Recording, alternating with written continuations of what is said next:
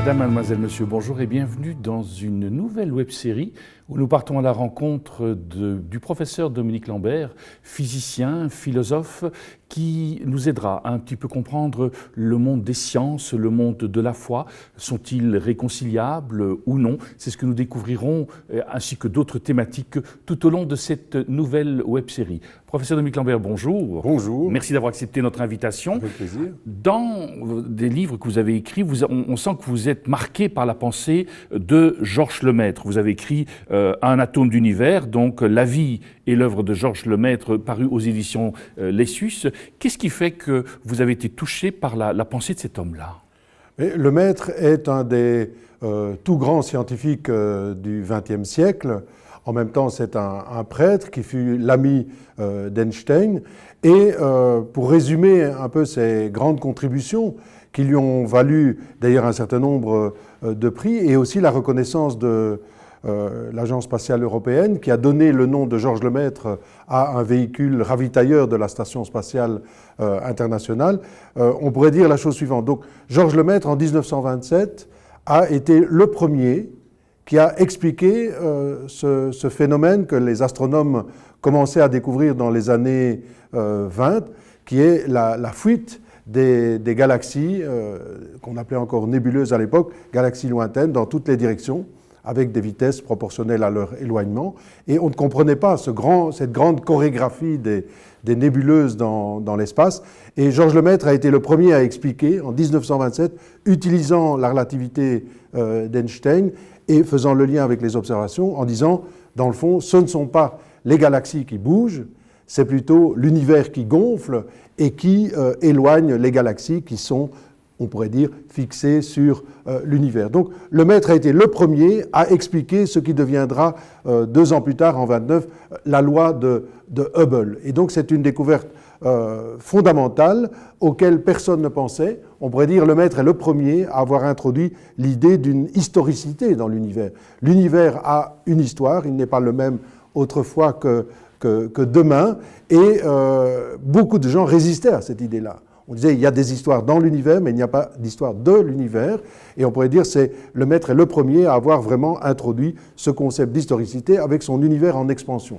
Alors, Lemaître a été aussi, en 1931, le père de la théorie du Big Bang, puisqu'en 1931, il développe sa cosmologie en imaginant que l'univers débute par un état qu'il appelait l'atome primitif, qui, se fragmentant, donne les éléments que l'on retrouve dans l'univers. Alors c'est une idée qui n'est plus correcte aujourd'hui, mais l'idée d'avoir un état peut-être très dense, singulier au début de l'univers est encore une idée qui est bien sûr soutenue et intéressante aujourd'hui, même si on ne sait pas si vraiment il y a une singularité initiale, un Big Bang ou non. Donc Lemaître est le premier à avoir eu cette idée du Big Bang. Il a eu aussi le premier l'idée que s'il y avait un état initial sous la forme de cet atome primitif qui se désintégrait, il subsisterait encore aujourd'hui des fossiles des premiers moments de l'univers. Donc c'est lui aussi qui a l'idée d'un rayonnement fossile.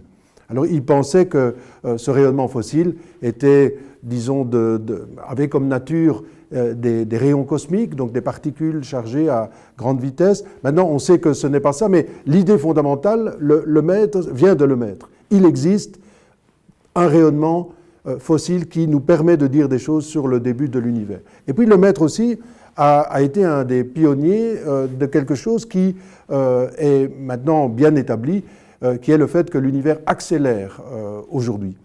Et Lemaître a défendu cette idée. Aujourd'hui, cette accélération est liée à une sorte de gravité répulsive. On pourrait dire qu'il y a 2 types de gravité, une gravité attractive newtonienne, et dans les équations de la relativité, il y a une sorte de gravité répulsive qui aujourd'hui est liée au problème, à l'énigme de ce qu'on appelle l'énergie noire, qui serait une énergie associée à cette gravité répulsive. Eh bien, Lemaître, dès 1931, a eu l'idée qu'il fallait maintenir cette idée d'une gravité répulsive, d'une accélération actuelle de l'univers, parce qu'il disait il y a peut-être en dessous de ce phénomène quelque chose qui nous ramènerait vers la physique quantique, vers la physique finalement décrivant l'univers microscopique. Et donc il a eu l'idée que dans sa cosmologie, peut-être quelque chose allait dans le sens peut-être d'une unité entre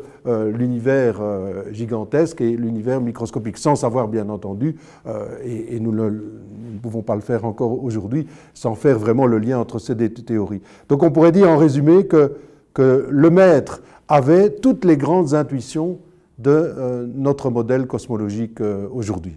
Vous diriez que Lemaître était le père de la cosmologie contemporaine? Est-ce qu'on peut aller jusque-là? On pourrait dire qu'avec Einstein, avec Friedman, qui avait d'une certaine manière découvert les solutions d'univers en expansion et en contraction, mais de manière indépendante, et peut-être aussi avec Gamow aux États-Unis, Lemaître peut être considéré comme le pionnier, un des pères fondateurs de la cosmologie physique contemporaine.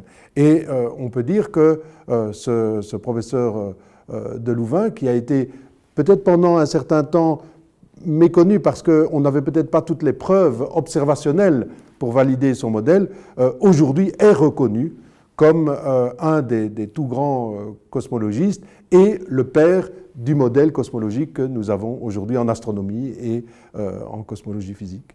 En le présentant, vous avez, de manière un petit peu rapide, dit que le Big Bang, bon voilà, il avait élaboré cette théorie, mais qu'en même temps, c'était remis en question aujourd'hui. Vous pourriez un petit peu... Ce que je veux dire, c'est que nous n'avons pas aujourd'hui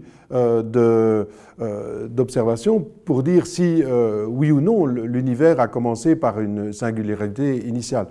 Nous avons même des théories qui permettraient de penser que, effectivement, l'univers commence par un état très dense, très chaud, etc., mais peut-être qu'il n'y a pas vraiment de début.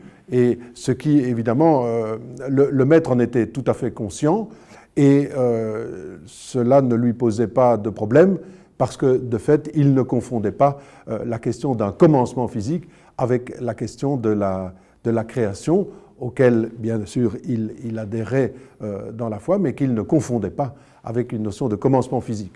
Et le Big Bang serait un début physique et à ne pas confondre avec la création.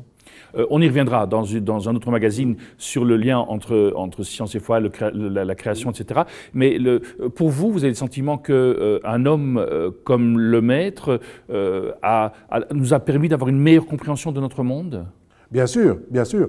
Dans le fond, on pourrait dire de manière analogue que si Darwin a introduit l'histoire dans la vie biologique, a montré l'importance de la compréhension de la vie biologique comme une histoire, Lemaître est le premier qui, dans le fond, montre que l'histoire est une notion fondamentale pour comprendre l'univers. Donc on ne peut pas comprendre l'univers tel qu'il est maintenant sans, d'une certaine manière, comprendre qu'il a une histoire, et une histoire qui est liée à son expansion.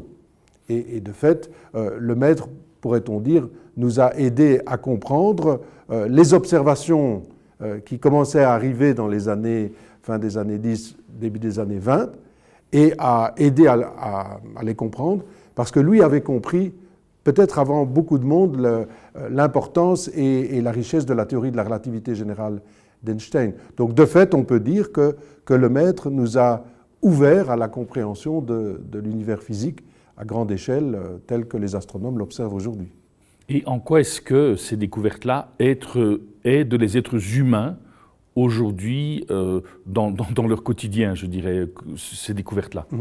Alors, on pourrait dire, peut-être que ce que Lemaître a fait à la suite donc d'Einstein, de Friedman, de Gamow, etc., c'est en montrant cette histoire de l'univers, peut-être aide à situer la place de l'homme dans l'univers. On pourrait dire, on pouvait avoir l'impression que l'homme était perdu dans un univers qui, dans le fond, était étranger à lui. Mais si on réfléchit un petit peu, on pourrait se dire, si l'univers n'était pas aussi grand, dans le fond, il ne serait pas aussi vieux, puisque comme il est en expansion, plus il est grand, plus il est vieux. Mais s'il n'était pas aussi vieux, on n'aurait pas eu assez de temps pour, d'une certaine manière, synthétiser les éléments qui nous constituent comme êtres biologiques. Donc, nous sommes faits de carbone, mais où est synthétisé le carbone? Dans des étoiles. Mais il faut encore qu'il y ait des étoiles, que les étoiles apparaissent, et ça ne se fait pas d'un coup dans l'univers. C'est toute une histoire, et il faut du temps pour faire des étoiles, pour faire du carbone, pour diffuser le carbone, et pour que nous arrivions au terme d'une évolution de 3,8 milliards d'années. Donc on pourrait dire que, comprenant cette histoire, nous comprenons aussi pourquoi nous ne sommes pas perdus dans un univers trop grand pour nous. D'une certaine manière, si l'univers n'était pas comme ça, nous ne serions pas là pour en parler. Et donc on pourrait dire, entre autres, que cette cosmologie nous aide à comprendre, dans le fond, notre place bien enserrée dans l'univers. Nous sommes, comme disait Hubert Reeves, poussière d'étoiles, nous sommes poussière de vie, comme il y a de la poussière de vie, comme disait Christian de Duve. Nous sommes bien à notre place dans cette histoire, dans un univers dans lequel d'une certaine manière, nos racines sont bien insérées. Professeur Dominique Lambert, merci beaucoup. On aura l'occasion de poursuivre cette réflexion tout au long de cette web-série. Nous arrivons déjà au terme de notre magazine. Merci d'être resté avec nous. À très bientôt.